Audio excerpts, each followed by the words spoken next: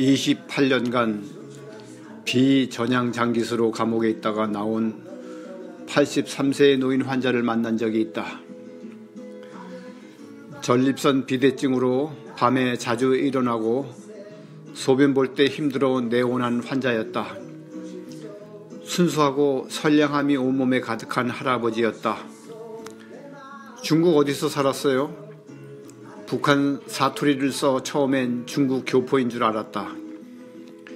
제1고보 지금의 경기고등학교와 연희 전문 경제학부를 나온 엘리트로 당시 많은 젊은 지식인들이 그렇듯 반봉건, 반제국주의 의식이 강했고 탈출구로 택했던 것이 사회주의였다. 해방 후 자진올복해서 6.25 때 간첩으로 난파되었다. 전쟁이 끝나고 잡혔지만 모진 구문에도 전향하지 않고 간첩 이인모와 같은 방을 쓰면서 자신의 이념을 지키려 애썼다.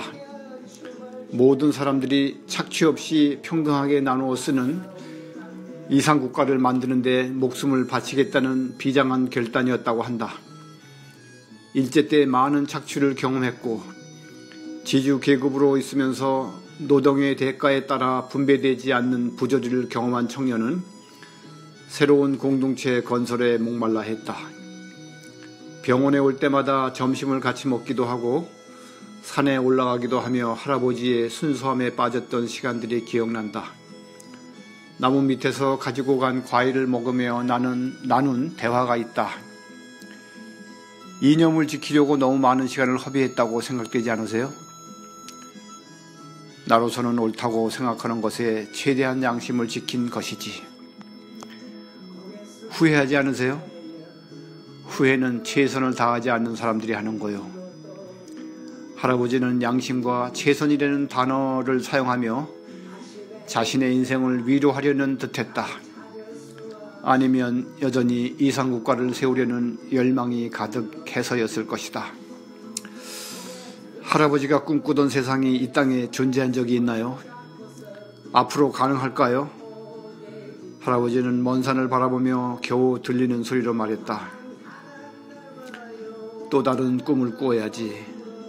자기 것을 자기 것이라 주장하지 않는 작은 공동체를 만들고 싶어.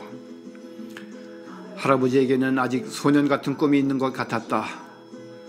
하지만 스마트폰과 신용카드를 남에게 빌려주어 많은 손해를 보고 있듯이 아직도 꿈과 현실 사이에서 방황하고 있는 듯했다.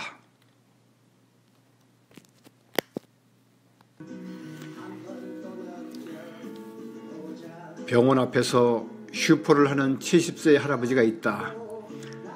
과거 15년 동안 모든 소유를 팔아 덕소에 있는 신앙촌에 들어가 생활한 적이 있다.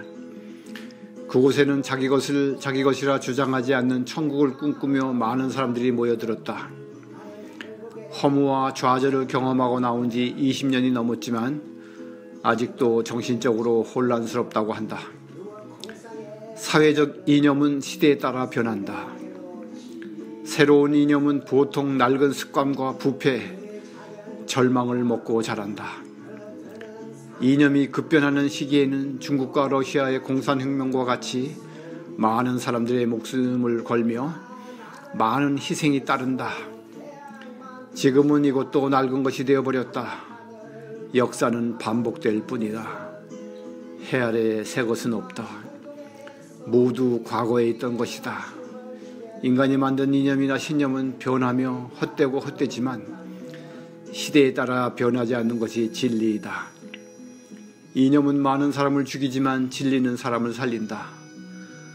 할아버지가 전향을 결심한 것은 고문이 아니라 면회온 손자의 한마디였다. 할아버지 같이 살아요. 슈퍼를 하는 할아버지가 신양촌에서 나온 이유도 가족의 사랑이었다. 같이 사랑하면서 살자. 가족이 사랑하면서 행복하게 사는 것이 진리이고 모든 이념도 이 진리 안에 포함되어야 한다. 가정이 붕괴되어 사회가 불안해질 때 이념으로 도피하게 되고 교회가 타락하면 구원파와 같은 이단들이 중독된다. 이념이나 이단들은 마약과 같이 중독성이 있기 때문이다.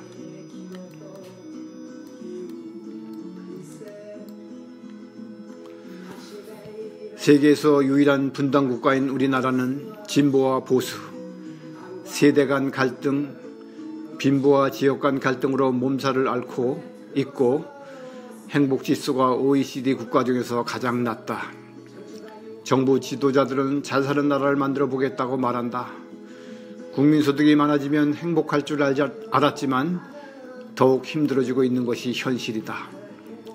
잘 살아보세보다는 행복해 보세가 울려 퍼지는 대한민국이 되기를 소망한다.